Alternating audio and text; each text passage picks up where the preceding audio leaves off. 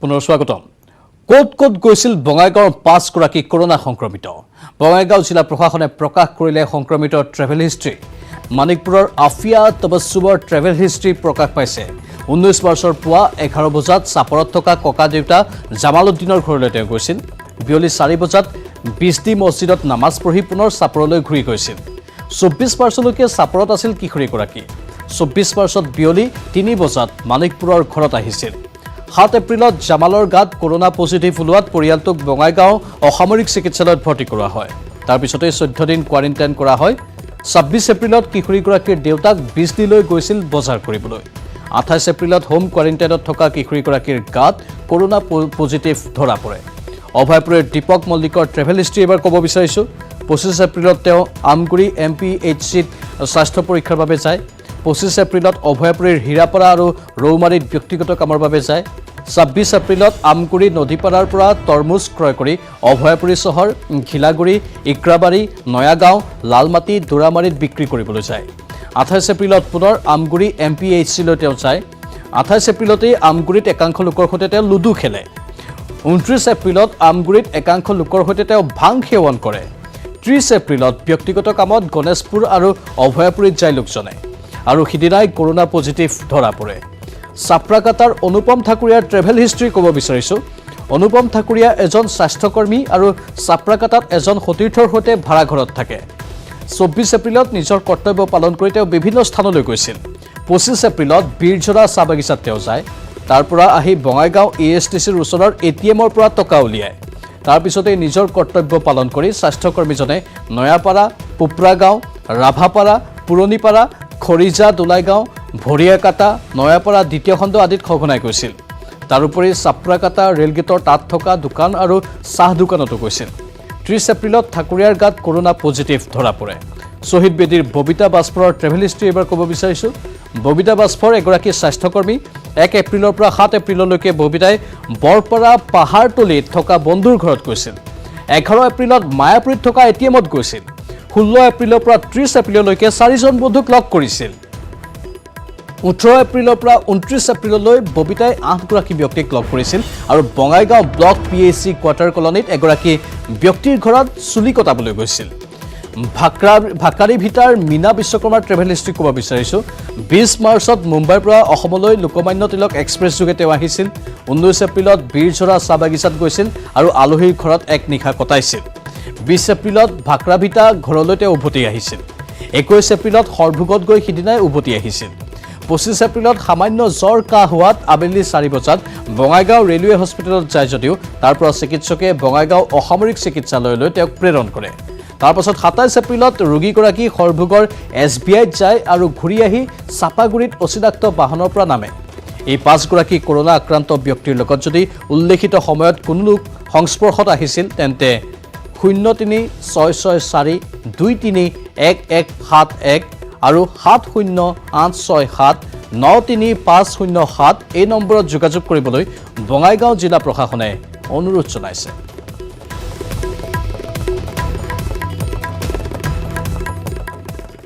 এবাৰ অভয়াপুৰী অসামৰিক চিকিৎসালয়ত কৰোনাতংক। বহুদিন জ্বৰ আৰু কাহত আক্ৰান্ত এজন লোকক লৈ আতংকৰ সৃষ্টি হ'ল। অসুস্থ লোকজন শিঙিমাৰীৰ গৰ্গমণি ৰায়। সংক্ৰমিত দীপক মল্লিকৰ সৈতে লোকজনে একেলগে ভাং সেৱন কৰিছিল বুলি অভিযোগ কৰিছে স্থানীয় ৰাইজে। লোকজনক লৈ আতংকিত শিঙিমাৰী অঞ্চলৰ লোকসকল।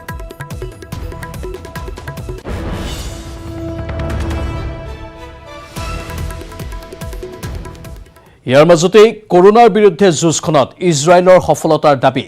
মাৰাত্মক কৰোনা ভাইৰাছক ৰোধিবলৈ এণ্টিবডি উদ্ভাৱনৰ দাবী কৰিছে ইজৰাইলে। দেশখনৰ প্ৰধান গৱেষণাগাৰ IIBRত চলিছে পৰীক্ষা। IIBRৰ ঘোষণা, এণ্টিবডিয়ে যুঁজিব পাৰিব কৰোনাৰ বিৰুদ্ধে। ইজৰাইলৰ প্ৰতিৰক্ষা মন্ত্ৰী নাফতালী বেনেটৰ এই ঘোষণা। আমি পুনৰবাৰ জনাইছোঁ, কৰোনাৰ বিৰুদ্ধে যুঁজত ইজৰাইলৰ সফলতাৰ দাবী উত্থাপন হৈছে। মাৰাত্মক কৰোনা ভাইৰাছক ৰোধিবলৈ এণ্টিবডি উদ্ভাৱনৰ দাবী কৰিছে ইজৰাইলে। দেশখনৰ প্ৰধান গৱেষণাগাৰ IIBRত চলিছে পৰীক্ষা। IIBRৰ ঘোষণা, এণ্টিবডিয়ে যুঁজিব পাৰিব কৰোনাৰ বিৰুদ্ধে। ইজৰাইলৰ প্ৰতিৰক্ষা মন্ত্ৰী নাফতালী বেনেটে এই ঘোষণা আগবঢ়ায়।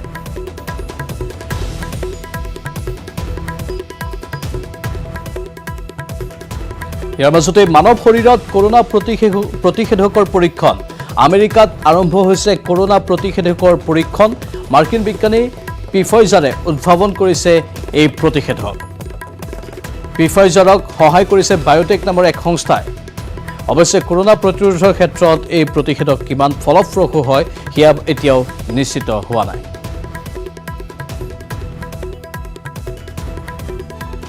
আনফালে ইটালীয়েও দাবী কৰিছে কৰোনাৰ প্ৰতিষেধক উদ্ভাৱন কৰা বুলি এই প্ৰতিষেধক মানৱ দেহত কাৰ্যক্ষম বুলি দাবী কৰিছে ইটালীয়ে এই প্ৰতিষেধক নিগনিৰ দেহত পৰীক্ষণ কৰি সফলতা লাভ কৰা বুলি কৰা দাবীয়ে সমগ্ৰ বিশ্বতে এক বিশেষ প্ৰতিক্ৰিয়াৰ সৃষ্টি কৰিছে এই প্ৰতিষেধক ব্যৱহাৰৰ ফলত উৎপন্ন হোৱা এন্টিবডি কৰোনাৰ সৈতে যুঁজিবলৈ সক্ষম বুলি দাবী কৰিছে ইটালীয়ে উল্লেখযোগ্য যে কৰোনাৰ ভাইৰাছৰ দ্বাৰা আক্ৰান্ত হৈ ইটালীত মৃত্যু হৈছে বহু লোকৰ আক্ৰান্ত হৈছে 2,13,000 জন ইটালীৰ দাবী যদি সত্য হয় তেনেহলে এয়া হ'ব মানৱ জাতিৰ বাবে আশীৰ্বাদ স্বৰূপ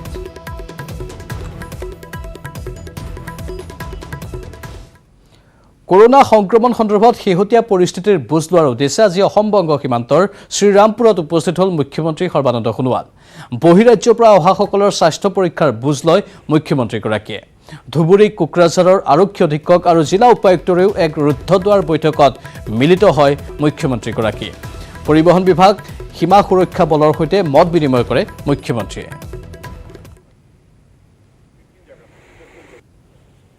অসমৰ বৰাক ব্ৰহ্মপুত্ৰ পাহাৰ ভৈয়ামৰ 33খন জিলাৰ প্ৰতিগৰাকী ব্যক্তিক ৰক্ষা কৰাৰ বাবে আজি লকডাউন কাৰ্যসূচী সামাজিক দূৰত্ব বৰ্তাই ৰাখি পালন কৰাৰ বাবে আমি অসমৰ ৰাইজক বাৰম্বাৰ আহ্বান জনাইছো আৰু এতিয়া যদিওবা বিভিন্ন বিভাগৰ কাম কাজবিলাকৰ ক্ষেত্ৰত শিথিলতা প্ৰদান কৰা হৈছে তৎসত্ত্বেও এই কথা অসমৰ প্ৰতিগৰাকী ব্যক্তিয়ে মনত ৰাখিবই লাগিব যে আমি যদি সামাজিক দূৰত্ব বৰ্তাই নাৰাখো আমি যদি মুখত মাস্ক নলগাওঁ পৰিষ্কাৰ কৰি নাথাকো তেতিয়াহ'লে কিন্তু আমি বিপদত পৰিম এই কথা নিশ্চিত চৰকাৰে এই বিষয়ত যদি ৰাইজে লকডাউন কাৰ্যসূচী নিষ্ঠাৰে পালন নকৰে চৰকাৰে কিন্তু কোনো ধৰণৰ সহায় কৰিব নোৱাৰে কাৰণ আমি বাৰম্বাৰ এই কথা কৈ আছো যে আমি এতিয়াও কৰোনা ভাইৰাছৰ পৰা পৰিত্ৰাণ পোৱা নাই ৰাইজ আপোনালোকে মনত ৰাখিব মই অসমৰ ৰাইজক আন্তৰিকতাৰে আহ্বান জনাইছো এতিয়াও কৰোনা ভাইৰাছৰ ভেকচিন আৱিষ্কাৰ হোৱা নাই গতিকে যেতিয়ালৈকে এই ভেকচিন আৱিষ্কাৰ নহয় তেতিয়ালৈকে আমি মাস্ক পৰিধান কৰিব লাগিব সামাজিক দূৰত্ব বৰ্তাই ৰাখিব লাগিব আৰু নিজকে পৰিষ্কাৰ কৰি ৰাখিব লাগিব পৰিষ্কাৰ পৰিচ্ছন্নতাক আমি প্ৰাধান্য দিব লাগিব আমাৰ জীৱন ধাৰণৰ এটা পদ্ধতি হিচাপে ইয়াক গ্ৰহণ কৰিব লাগিব গতিকে মই এই স্থানৰ পৰাই অসমৰ উপায়ুক্ত আৰু আৰক্ষী অধীক্ষক যিমান জিলাত আছে সকলোকে মই নিৰ্দেশ দিছো যে তেখেতসকলে প্ৰতিখন জিলাৰ আমাৰ এনচিচি স্কাউট এণ্ড গাইড লগতে স্বেচ্ছাসেৱক স্বেচ্ছাসেৱিকা সংগঠনৰ সৈতে আলোচনাত মিলিত হৈ জিলাসমূহৰ ৰাজহুৱা স্থানত যাতে জনসাধাৰণে সামাজিক দূৰত্ব বৰ্তাই ৰাখে পৰিষ্কাৰ পৰিচ্ছন্নতা প্ৰাধান্য দিয়া এই ক্ষেত্ৰত যেন উপায়ুক্ত আৰক্ষী অধীক্ষকে স্বেচ্ছাসেৱক স্বেচ্ছাসেৱিকা সংগঠনৰ সৈতে আলোচনা কৰি এই কামত যৌথভাৱে আগবাঢ়িব লাগে আৰু খবৰ আছে জনাই থাকিম কিন্তু তাৰ পূৰ্বে পুনৰ স্বাগতম এবাৰ মহানগৰীৰ ৰুক্মিণী গাঁৱত উদ্ধাৰ হৈছে 3টাকৈ গুলী পৰিত্যক্ত অৱস্থাত এঘৰৰ পিছফালে পৰি আছিল গুলী 3টা বিকি গগৈ নামৰ ৰুক্মিণী গাঁৱৰ এজন যুৱকক আটক কৰিব যোৱাৰ সময়তে উদ্ধাৰ কৰা হয় গুলীকেইটা আৰক্ষী অহাৰ উমান পাই পলাই যায় বিকি নামৰ যুৱকজন কিন্তু ৰহস্যজনকভাৱে বিকি পলাই যোৱাৰ পথছোৱাতেই পৰিত্যক্ত অৱস্থাত পোৱা যায় গুলীকেইটা মহানগৰীৰ ৰুক্মিণী গাঁৱত উদ্ধাৰ হৈছে 3টা গুলী পৰিত্যক্ত অৱস্থাত এঘৰৰ পিছফালে পৰি আছিল গুলী 3টা বিকি গগৈ নামৰ ৰুক্মিণী গাঁৱৰ এজন যুৱকক আটক কৰিব যোৱাৰ সময়তে উদ্ধাৰ কৰা হয় এই গুলীকেইটা আৰক্ষী অহাৰ উমান পাই পলাই যায় বিকি নামৰ যুৱকজন কিন্তু ৰহস্যজনকভাৱে বিকি পলাই যোৱা পথছোৱাতেই পৰিত্যক্ত অৱস্থাত পোৱা যায় এই গুলীকেইটা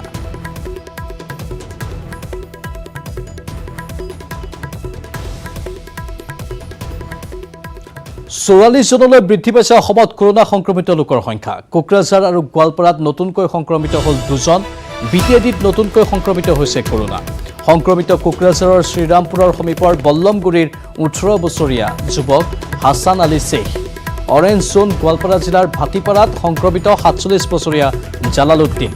কণ্টেইনমেণ্ট জোনত আছিল সেই লোকজন। টুইটযোগে এই কথা জনালে স্বাস্থ্যমন্ত্ৰী ডক্টৰ হিমন্ত বিশ্ব শৰ্মাই। গোৱালপাৰাত 6 জনলৈ বৃদ্ধি পাইছে কৰোনা সংক্ৰমিতৰ সংখ্যা। অসমত বৰ্তমান চিকিৎসাধীন হৈ আছে 11 গৰাকী সংক্ৰমিত। ইতিমধ্যে আৰোগ্য লাভ কৰিছে 32 গৰাকী সংক্ৰমিত লোকে। লগতে মৃত্যু হৈছে এজন কৰোনা সংক্ৰমিত লোকৰ।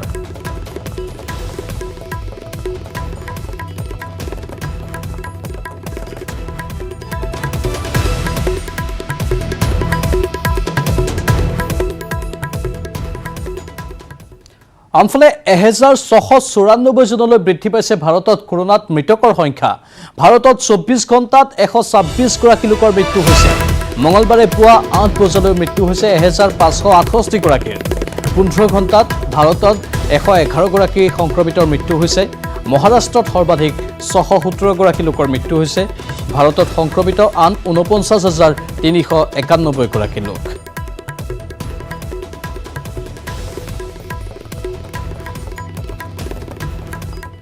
এবাৰ মৰিগাঁৱত শিক্ষা বিভাগৰ আজব কাণ্ড। লকডাউনৰ সময়তে বিদ্যালয়ত ছাত্ৰ ছাত্ৰীক বিলালে পোকে ধৰা চাউল। যিখিনি সময়ত সমগ্ৰ বিশ্ব কৰোনা ভাইৰাছৰ বিৰুদ্ধে যুঁজ কৰিবলগীয়া অৱস্থাৰ সৃষ্টি হৈছে, ঠিক তেনে সময়তে মৰিগাঁৱৰ শিক্ষা বিভাগত সংঘটিত হৈছে এই আজব কাণ্ড। দেশত লকডাউনৰ সময়ছোৱাতে মৰিগাঁও শিক্ষা বিভাগৰ অন্তৰ্গত লাহৰীঘাট উচ্চতৰ মাধ্যমিক বিদ্যালয়ত সংঘটিত হৈছে এই কাণ্ড। বিদ্যালয়খনত আজি ছাত্ৰ ছাত্ৰীক বিলাইছে খোৱা অনুপযোগী চাউল। যিখিনি চাউলত কেৱল পোক আৰু এই পোকে খোৱা চাউল ছাত্ৰ ছাত্ৰীক বিতৰণ কৰাক লৈ অভিযোগ তুলিছে ছাত্ৰ ছাত্ৰীৰ অভিভাৱকে। উল্লেখযোগ্য যে লকডাউনৰ সময়ছোৱাত বিদ্যালয়খনৰ অধ্যক্ষজনে খাদ্য সংকটত ভোগা ছাত্ৰ ছাত্ৰীসকলক এনেদৰেই পোকে ধৰা চাউল বিতৰণ কৰাক লৈ তীব্ৰ প্ৰতিক্ৰিয়াৰ সৃষ্টি হৈছে মৰিগাঁৱৰ লাহৰীঘাটত।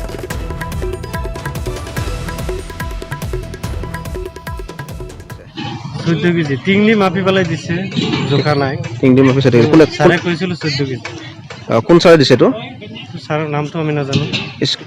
আপোনাৰ ছোৱালীজনী পঢ়ে ন? হয়। এতিয়া এই চাউলটো ভাত খাব পাৰিবনে? কি কৰিম, সবেই দি আছে ছাৰে। ছাৰেক আমি বাধা দিছোঁ যে এনেকুৱা চাউল কিয় দি আছে। চাউল বোলে 5 কেজি পা, ইয়াৰ মাজত আমি 14 কেজি দি আছোঁ, চাফা কৰি খাই দিওঁ। এনে ৰিয়েল মতে কিমান পায়? 5 কেজি 6 কেজি বোলে 6 কেজি পায়। 14 কেজি বিনিময়ত কিমান দিছে? 6 কেজি বিনিময়ত কিমান দিছে? পোকে খোৱা যে 14 কেজি দিয়ে। 14 কেজি। এই পোকে খোৱা চাউল খাব পাৰিব নাজানো? এইটো আমি দি আছে, সবেকে লৈ আছে। দেশত তৃতীয় পৰ্যায়ৰ লকডাউন আৰম্ভ হোৱাৰ সময়তেই অৰুণাচল প্ৰদেশৰ পৰা খোজকাঢ়ি শ্ৰমিক অহাৰ সোঁত বৈছে। অৰুণাচল প্ৰদেশৰ পিয়ঙৰ মুদৈগীতৰ পৰা 15 জন আৰু তেজুৰ পৰা অহা 7 জন শ্ৰমিক খোজকাঢ়ি আহি আজি অসমৰ তিনিচুকীয়া জিলাৰ কাকপথাৰৰ ডিৰাকত উপস্থিত হয়হি। মুদৈগীতৰ পৰা অহা শ্ৰমিকসকল শোণিতপুৰ জিলাৰ হোৱাৰ বিপৰীতে তেজুৰ শ্ৰমিকসকল লখিমপুৰৰ বুলি জানিব পৰা গৈছে। অৰুণাচল প্ৰদেশত থকা খোৱাৰ অসুবিধা হোৱা হেতুকে শ্ৰমিকসকল এনেদৰে আহিবলগীয়া হৈছে বুলি জানিবলৈ দিছে। অসম অৰুণাচলৰ সীমান্তৱৰ্তী দুয়োখন ৰাজ্যৰ সুবিধাৰ্থে গেট আছে যদিও কিয় এনেদৰে শ্ৰমিকসকলক খোজকাঢ়ি আহিবলৈ দিলে সেয়া হ'ল ডাঙৰ প্ৰশ্ন। তেজুৰ পৰা প্ৰায় 80 কিলোমিটাৰ, পিয়ং মুদৈ গেটৰ পৰা প্ৰায় 60 কিলোমিটাৰ খোজকাঢ়ি অহা শ্ৰমিকসকলক মৰাণ ছাত্ৰ সন্থাই নিশাৰ আহাৰ যোগান ধৰি মানৱীয়তাৰ পৰিচয় দাঙি ধৰিছে। অসমৰ শ্ৰমিকে থকা খোৱাৰ অসুবিধা হোৱাত খোজকাঢ়ি অহাত প্ৰতিক্ৰিয়া প্ৰকাশ কৰি প্ৰশাসন তথা ৰাজ্য চৰকাৰে বাছৰ ব্যৱস্থা কৰিবলৈ আহ্বান জনাইছে সংগঠনটোৱে।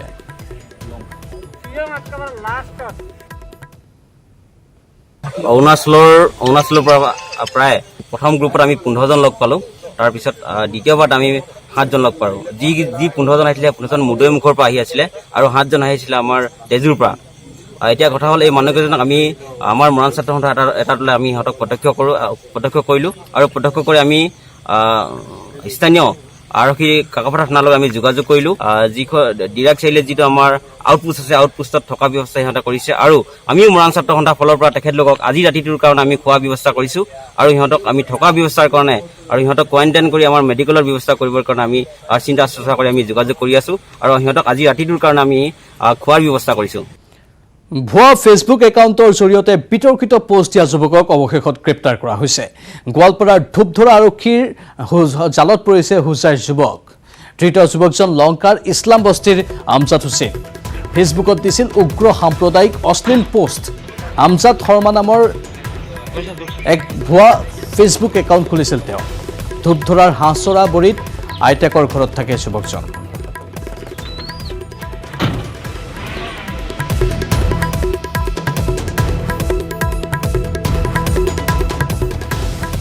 লকডাউনৰ ফলত গভীৰ সংকটত পৰিছে উজনি অসমৰ ক্ষুদ্ৰ চাহ খেতিয়কসকল। দ্বিতীয় পৰ্যায়ৰ লকডাউনৰ মাজতে চাহ খেতিয়কসকলৰ ক্ষেত্ৰত চৰকাৰে শিথিলতা গ্ৰহণ কৰি পাত তোলাৰ বাবে অনুমতি প্ৰদান কৰে যদিও বৰ্তমান ক্ষুদ্ৰ চাহ খেতিয়কসকল সন্মুখীন হৈছে আন এক গুৰুতৰ সমস্যাৰ। লকডাউনৰ সুবিধা গ্ৰহণ কৰি এছাম অসাধু ব্যৱসায়ীয়ে সাৰ আৰু কীটনাশক ঔষধৰ অভাৱনীয়ভাৱে মূল্য বৃদ্ধি কৰাত হাহাকাৰ অৱস্থাৰ সৃষ্টি হৈছে ক্ষুদ্ৰ চাহ খেতিয়কসকলৰ মাজত।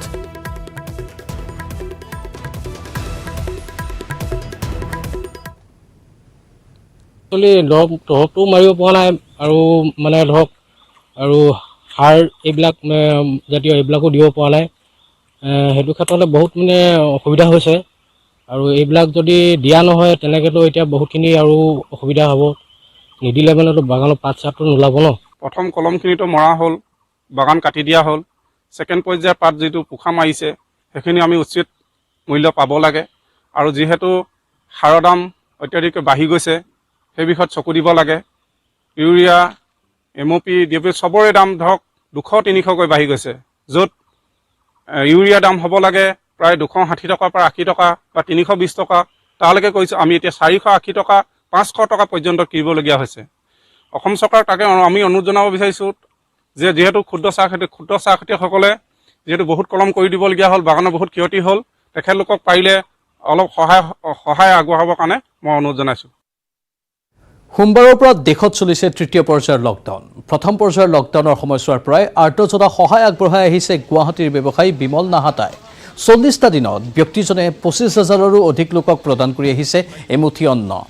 গুৱাহাটীৰ লগতে দাঁতিকাষৰীয়া অঞ্চল, সোণাপুৰ, চন্দ্ৰপুৰ, মিৰ্জা আদি অঞ্চলৰ 1500ৰো অধিক লোকক দৈনিক বিতৰণ কৰি আহিছে খাদ্য সামগ্ৰী, যাৰ বাবে নিয়োগ কৰা হৈছে 15জনৰো অধিক স্বেচ্ছাসেৱকক।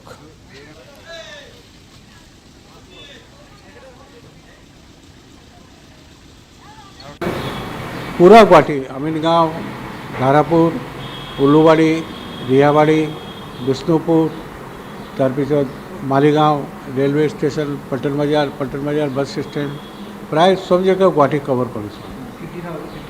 55,000 मिलालो। हाँ, डेली मिनिमम 1500 और काली दिसो 2500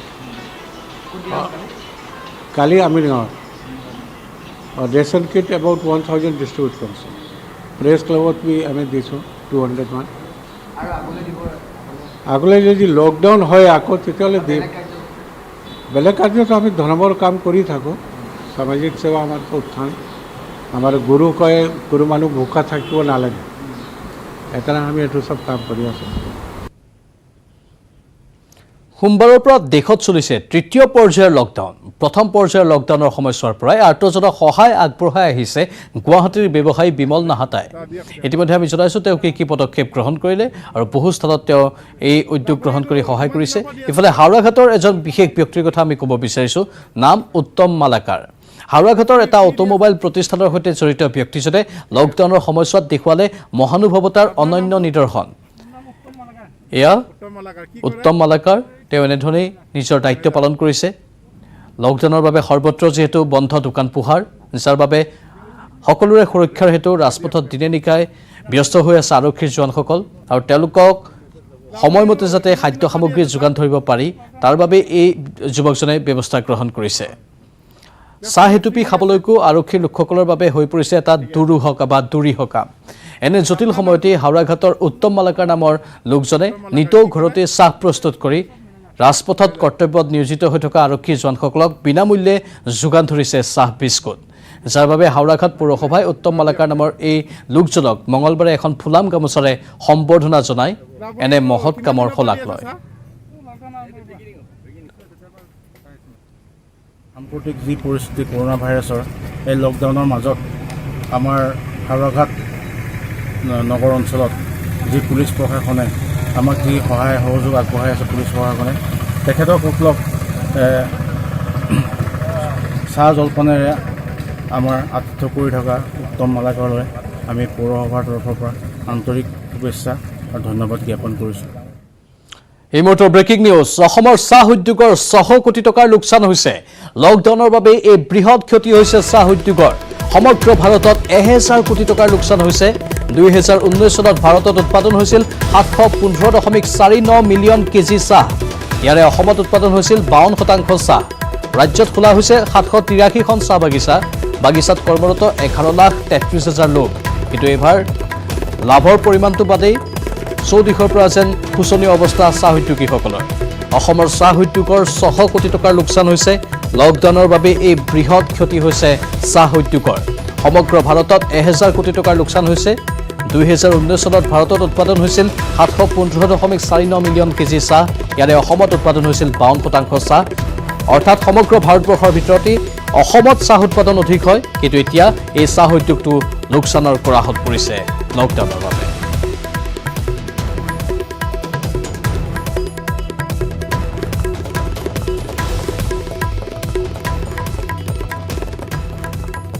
ফলত কেইবাটাও পৰিয়ালৰ ঘৰৰ চালি উৰুৱাই নিয়াৰ লগতে ভাগি পৰে গছ-গছনি। ধুমুহাজাকে মূৰকুচিয়াপাৰা হাইস্কুলৰো বিস্তৰ ক্ষতিসাধন কৰে। এই ধুমুহাজাকে বিদ্যালয়খনৰ কাৰ্যালয়ৰ লগতে 3টা শ্ৰেণীকোঠাৰ টিনপাত উৰুৱাই লৈ যায়, যাৰ ফলত বিদ্যালয়খনৰ কিতাপ পত্ৰ আচবাব আদি নষ্ট হয়।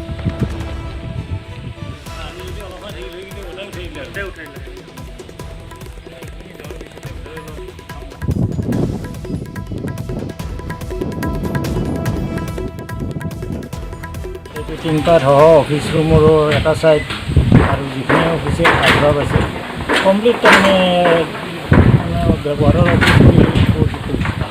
কিতাপ পত্ৰবিলাকো নষ্ট কিতাপ পত্ৰ একেবাৰে বেয়াই হৈছিল আৰু যিখিনি আমাৰ ফাৰ্নিচাৰ পাতি আছিল সেইবিলাকো ভাঙি চিঙি তাৰমানে চূৰ্ণ বিচূৰ্ণ হৈ গৈছে। ৰেচন কাৰ্ড নথকা লোকসকললৈ 1000কৈ টকা প্ৰদানৰ নামত চিৰাঙত ব্যাপক অনিয়ম সংঘটিত হৈছে। চিৰাং জিলাৰ কদমতলী VCDCত কাৰ্ড নথকা দৰিদ্ৰ লোকসকলে এই ধনৰ পৰা বঞ্চিত হৈ আহিছে। তলাবন্ধৰ মাজতে 1000 টকা প্ৰদানৰ নামত দৰিদ্ৰ পৰিয়ালসমূহৰ পৰা দালালে 20ৰ পৰা 50 টকাকৈ ধন সংগ্ৰহ কৰি প্ৰতাৰণা কৰা পৰিলক্ষিত হৈছে। দিন হাজিৰা কৰি পৰিয়াল পোহপাল দিয়া এইসকল লোকে চৰকাৰী সাহায্য বিচাৰি এতিয়া হাহাকাৰ কৰিবলগীয়া হৈছে। দৈনিক এইদৰে বঞ্চিত পৰিয়ালসমূহে ধন বিচাৰি দিনটো ধৰ্ণাত বহি থকা পৰিলক্ষিত হৈছে। প্ৰকৃত হিতাধিকাৰীসকলক বঞ্চিত কৰি এই ধন বিতৰণত লুণ্ঠন চলোৱাৰ গুৰুতৰ অভিযোগ উত্থাপন হৈছে।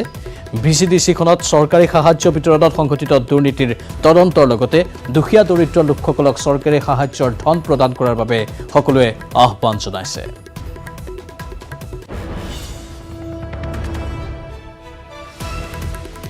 অধিক জনাব সতীৰ্থ সংবাদদাতা উপানন্দৰ। চিৰাং জিলাৰ কদমতলা VCDCৰ অন্তৰ্গত এইসকল পৰিয়াল আছে। তেওঁলোকে যি তলাবন্ধৰ সময়ত কাৰ্ড নথকা লোকসকলক 1000 টকাকৈ চৰকাৰে প্ৰদান কৰিছিলে, তাৰ পৰা বঞ্চিত হৈছে আৰু এওঁলোকৰ অভিযোগ যে এই ধন প্ৰদান কৰাত দুৰ্নীতি সংঘটিত হৈছে, যাৰ কাৰণে এওঁলোক এই ধনৰ পোৱা নাই আৰু যাৰ কাৰণে তলাবন্ধৰ সময়ত এই দৰিদ্ৰ পৰিয়ালসমূহে যথেষ্ট কষ্টৰে দিন কটাইছে, কিন্তু চৰকাৰী সা সুবিধাৰ পৰা বঞ্চিত হৈছে। মই এজন মহিলাৰ কাষত যাব বিচাৰিছোঁ যে বাইদেউ আপোনালোকে এই টকা পাইছে নেকি 1000 টকাকৈ? নাই পোৱা। কি হৈছে তাৰমানে আমাৰ কদমতলী VCDC আণ্ডাৰত মানে 1000 টকা কৰি অহা কথা আছিল, কিন্তু ভিৰেংগা সকলো ৰাইজে পাইছে। ভিৰেংগা VCDC আণ্ডাৰত ছগাই সকলোৱে পাইছে, কিন্তু আমাৰ কদমতলী VCDC আণ্ডাৰত কোনো 1000 টকা পোৱা নাই। কিন্তু আশা কথা আছিল, কিন্তু চেয়াৰমেনক যিহেতু সুধিছোঁ যে আহিছেনে নাই আমাৰ ইয়াত টকাটো 1000 টকা সব গাঁৱে গাঁৱে পাইছে VCDC আণ্ডাৰত, আমাৰ ইয়াত কিয় নাপালে? তেতিয়া কৈছে আমাক দিয়াই নাই, আমি ক'ৰ পৰা দিব, আমাক ওপৰ মহলৰ পৰা দিলেহে আমি দিব পাৰোঁ, সেইকাৰণে আমাক দিয়াই নাই, আমি আপোনালোকক সহায় কৰিব পৰা নাই, তেনেকৈ ক'লে উত্তৰটা। কিন্তু দুখীয়া মানুহসকল লগ বন্ধুটো সকলো জেগাতে আছে হৈছে, কিন্তু সকলো জেগাতে সহায় অনুদান পাইছে, কিন্তু আমাৰ এই জেগাত কোনো তেনেকুৱা ধৰণৰ সহায় পোৱা নাই, অনুদান পোৱা নাই। দুখীয়া মানুহসকলে বিৰাট কষ্ট কৰি চলিছে, আমাকো খুব বেয়া লাগে, কিন্তু সহায় কোনেও কৰে নেকি? তাও ইয়াৰ ভিতৰতো ABMCয়ে 2-3বাৰ সহায় কৰিছে, সেইটা আমি ভালদৰে আমাৰ গাঁৱৰ ৰাইজেও জানে। ABMC পাৰ্টীয়ে 2-3বাৰ সহায় কৰিছে, তাৰ বাহিৰে কোনেও সহায় কৰা নাই। এই মুহূৰ্তত যিহেতু দৰিদ্ৰসকলৰ লোকসকলৰ অৱস্থা অতিকে বেয়া, কিন্তু চৰকাৰে তেওঁলোকক সহায় কৰাৰ কাৰণে আগবাঢ়ি অহা নাই বা যি ঘোষণা কৰিছিলে সেইমতে কিন্তু এওঁলোকে 1000 টকাও পোৱা নাই। কি ক'ব আপোনালোকৰ ইয়াতে কেনেধৰণৰ দুৰ্নীতি হৈছে কাৰ্ড নথকা লোকসকলৰ? যি অসম তথা ৰাজ্য চৰকাৰে যি লকডাউন প্ৰক্ৰিয়া মানে এই দিছে, তাৰপিছতে আমাৰ কদমতলা VCDC আণ্ডাৰত এই 1000 টকা কৰি দিয়াৰ কথা আছিল, কিন্তু এই 1000 টকা দুখীয়া মানুহখিনি পোৱা নাই। তাৰ মাজতে কিছুমান মানুহে 10-20 টকাকৈ কালেকশ্যন কৰি যিহেতু এই লিষ্টবিলাক কৰিছিল, লিষ্টবিলাক আমাৰ VCDCক দিছে, কোনোবাই 1000 টকা কৰি আনি কোনোবাই খালে নেকি, সেইটো আমাৰ সন্দেহ হৈছে। সেইকাৰণে যিহেতু এতিয়া আমাৰ ৰাজ্যপালৰ আণ্ডাৰত যিহেতু শাসন চলি আছে, তেখেতক মই অনুৰোধ কৰিছোঁ গণ সুৰক্ষা পাৰ্টিৰ পৰা তেখেতে যাতে এই আমাৰ VCDC আণ্ডাৰত এইখিনি তদন্ত কৰি আমাক কোনোবাই যদি এই টকাটো আনি খাই আছে তেনে তদন্ত কৰি টকাটো যাতে আমাৰ দুখীয়া মানুহখিনি। পুনৰ স্বাভাৱিক হ'ল অসমৰ জনজীৱন। তৃতীয়টো দিনত ভৰি দিলে তৃতীয় পৰ্যায়ৰ লকডাউনে। 41 দিনৰ পাছত পুনৰ নিজ নিজ কৰ্মত মনোনিৱেশ কৰিছে লোকসকলে। প্ৰশাসনৰ নীতি নিৰ্দেশনাৰ মাজেৰে ৰাজপথত চলিছে যান বাহন। নিজ নিজ কাৰ্যালয়লৈ আহিছে বিষয়া কৰ্মচাৰীসকল। বাণিজ্যিক প্ৰতিষ্ঠানসমূহো সৰ্বাত্মকভাৱে কৰোনা প্ৰতিৰোধমূলক ব্যৱস্থা গ্ৰহণ কৰা হৈছে। লকডাউন কিছু শিথিল হোৱাৰ পাছত এনেধৰণৰ কিছু দৃশ্য বহু প্ৰান্তত দেখিবলৈ পোৱা গৈছে। স্বাভাৱিক জনজীৱন যেন আকৌ উভতি আহিছে গুৱাহাটীকে ধৰি আন আন চহৰসমূহত।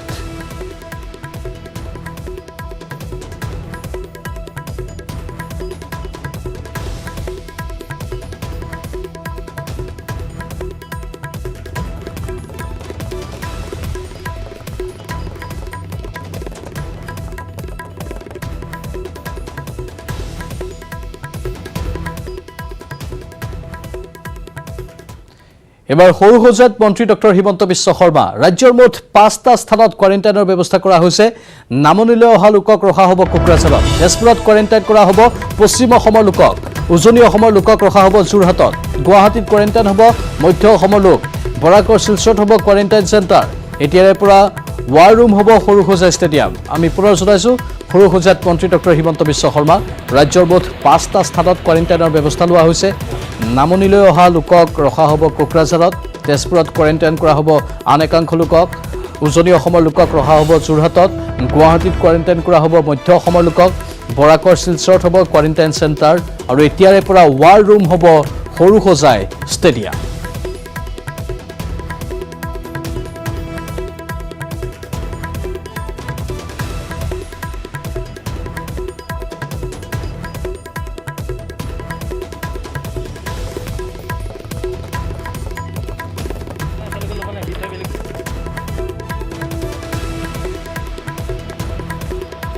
সময় বাগৰাৰ লগে লগে ৰাজ্যৰ স্বাস্থ্য বিভাগে বিভিন্ন পদক্ষেপসমূহ গ্ৰহণ কৰি আছে। পৰিকল্পনা অনুসৰি সকলো কাম আগবঢ়াবলৈ তেওঁলোকে সদৰি কৰিছে। আৰু আমি সেই দৃশ্য দেখুৱাইছোঁ কোৱাৰেণ্টাইন চেণ্টাৰৰ দৃশ্য। বিচনাসমূহ কেনেধৰণে সাজু কৰা হ'ল। লগতে স্বাস্থ্যমন্ত্ৰীগৰাকীয়ে আজি সৰুসজাই ষ্টেডিয়ামৰ এই কোৱাৰেণ্টাইন চেণ্টাৰটো পৰিদৰ্শন কৰাৰ লগতে স্বাস্থ্য বিভাগৰ বিষয়ববীয়াসকলৰ সৈতে কথা পাতে। আৰু আন আন প্ৰান্ততো এই চেণ্টাৰসমূহ গঢ়ি তোলা হ'ব বুলি তেওঁ ইতিমধ্যে উল্লেখ কৰিছে। আমি কৈছোঁ ক'ত ক'ত কেনেধৰণে স্থাপন কৰা হৈছে এই চেণ্টাৰসমূহ। মুঠ 5টা স্থানত কোৱাৰেণ্টাইনৰ ব্যৱস্থা কৰা হৈছে। নামনিলৈ অহা লোকক কোকৰাঝাৰত ৰখাৰ ব্যৱস্থা লোৱা হৈছে। তেজপুৰতো কোৱাৰেণ্টাইন কৰাৰ ব্যৱস্থা লোৱা হৈছে। উজনি অসমৰ লোকক ৰখা হ'ব যোৰহাটত। গুৱাহাটীত কোৱাৰেণ্টাইন হ'ব মধ্য অসমৰ লোক। বৰাকৰ শিলচৰত হ'ব কোৱাৰেণ্টাইন চেণ্টাৰ। আৰু এতিয়াৰে পৰা ৱাৰ ৰুম হ'ব সৰুসজাই ষ্টেডিয়াম। অস্থায়ীভাৱে সৰুসজাইলৈ স্থানান্তৰ হ'ব NHMৰ কাৰ্যালয়। সৰুসজাইত নতুনকৈ 790খন বিচনা সংযুক্ত কৰা হৈছে। মানুহখিনিকো কোকৰাঝাৰত আমি টেষ্ট কৰোঁ। যদি চিমটমিক দেখোঁ আমি তেওঁলোকক ধৰি পেলাই লৈ আহোঁ। যেনেকৈ যোৱাকালি এটা পজিটিভ কেছ আমি পালোঁ, তেনেকৈ আমি ধৰি আনি পেলাই কোৱাৰেণ্টাইনত ৰখাওঁ। গতিকে এতিয়ালৈকে নজৰটো ঠিকে আছে, কিন্তু সংখ্যা বঢ়াৰ লগে লগে পৰিৱেশটো কি হ'ব বুজি পোৱা দিগদাৰ। কৰ্মক্ষেত্ৰখন সৰুসজাই ষ্টেডিয়ামলৈকে এতিয়া আমাৰ ৰূপান্তৰ হৈছে। ইমান দিন আমি NHMৰ অফিচৰ পৰা চলিছিলোঁ, এতিয়া গোটেই ব্যৱস্থাটো সৰুসজাই ষ্টেডিয়ামলৈকে হ'ব। কাৰণ অসমৰ বাহিৰৰ পৰা যিমান মানুহ আহিব, কোকৰাঝাৰৰ শ্ৰীৰামপুৰ গেট আৰু বক্সিৰহাট গেটৰ পৰা পুলিচে সৰুসজাই ষ্টেডিয়ামলৈকে লৈ আহিব।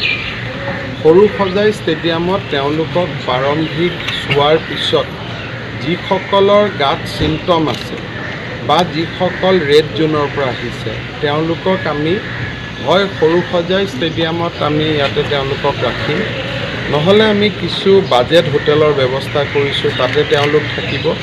আৰু কোনোবাই যদি চৰকাৰী হোটেলত থাকিব নোখোজে বা চৰকাৰী ব্যৱস্থাত থাকিব নোখোজে, ব্যক্তিগতভাৱেও যাতে হোটেলত থাকিব পাৰে তেনেকুৱা ৰেডিশ্যনলৈকে আমি কম দামত ভাড়া কৰিছোঁ। ভাড়া কিন্তু তেওঁলোকে দিব লাগিব, চৰকাৰে নিদিয়ে।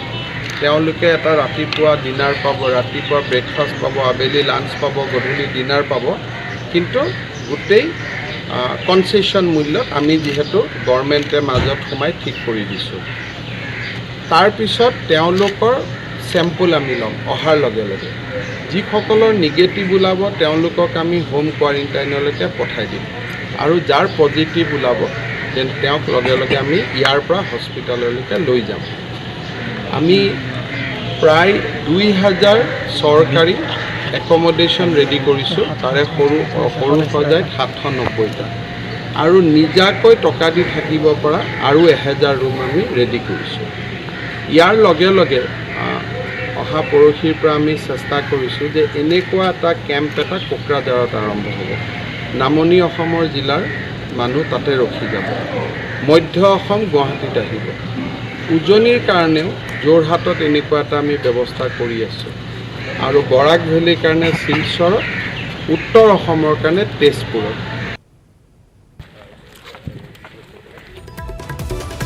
এয়া মন্ত্ৰী হিমন্ত বিশ্ব শৰ্মা ক'ত কেনেধৰণে পদক্ষেপসমূহ গ্ৰহণ কৰা হৈছে তাৰ বিৱৰণী আগবঢ়াইছে মন্ত্ৰীগৰাকীয়ে।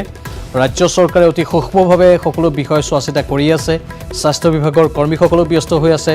সকলো জিলাতে প্ৰশাসনৰ লোকসকলেও যথেষ্ট কষ্ট কৰিছে, আৰু কি কি ব্যৱস্থা গ্ৰহণ কৰা হ'ল ইতিমধ্যে সেইখিনি কোৱা হৈছে। চৰকাৰীভাৱে কৰা ব্যৱস্থাসমূহৰ লগতে কোনো এজন ব্যক্তিয়ে ব্যক্তিগতভাৱেও কোনো হোটেলত থাকিব পাৰিব, কোৱাৰেণ্টাইনত থাকিব পাৰিব। তেওঁলোকে অৱশ্যে নিজৰ খৰচ নিজেই বহন কৰিব লাগিব। কিছু অৱশ্যে তাত ৰেহাই দিয়া হ'ব বুলি উল্লেখ কৰিছে মন্ত্ৰীগৰাকীয়ে।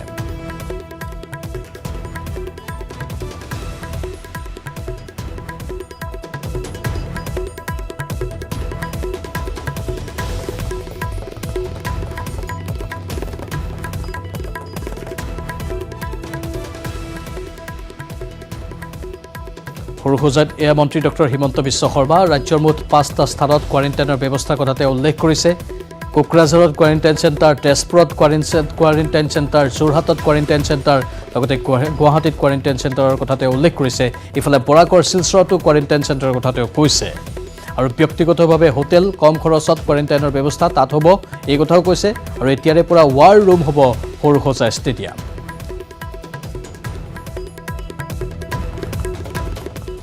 ভাল খবৰ, আৰোগ্য হ'ল অসমৰ প্ৰথমজন কৰোনা ৰোগী। আজি SMCHৰ পৰা ৰিলিজ দিব মহম্মদ জামালুদ্দিনক। আজি বিয়লি শিলচৰ মেডিকেল কলেজ হস্পিটেলৰ পৰা ৰিলিজ দিব জামালুদ্দিনক। আকৌ এবাৰ জনাইছোঁ, আৰোগ্য হ'ল অসমৰ প্ৰথমজন কৰোনা ৰোগী। আজি শিলচৰ মেডিকেল কলেজ হস্পিটেলৰ পৰা ৰিলিজ দিব মহম্মদ জামালুদ্দিনক। আজি বিয়লি কেইমুহূৰ্তমানৰ পাছতেই শিলচৰ মেডিকেল কলেজ হস্পিটেলৰ পৰা ৰিলিজ দিব জামালুদ্দিনক। প্ৰথমজন ৰোগী জামালুদ্দিন, আৰু তেওঁ ধৰা পৰিছিল কৰোনা পজিটিভ হিচাপে। তেওঁ এতিয়া আৰোগ্য লাভ হৈছে বা আৰোগ্য লাভ কৰিবলৈ সক্ষম হৈছে। তেওঁ আজি শিলচৰ মেডিকেল কলেজ হস্পিটেলৰ পৰা তেওঁক ৰিলিজ দিয়া হ'ব। বিয়লিৰ ভাগত শিলচৰ মেডিকেল কলেজ হস্পিটেলৰ পৰা তেওঁক ৰিলিজ দিয়া হ'ব।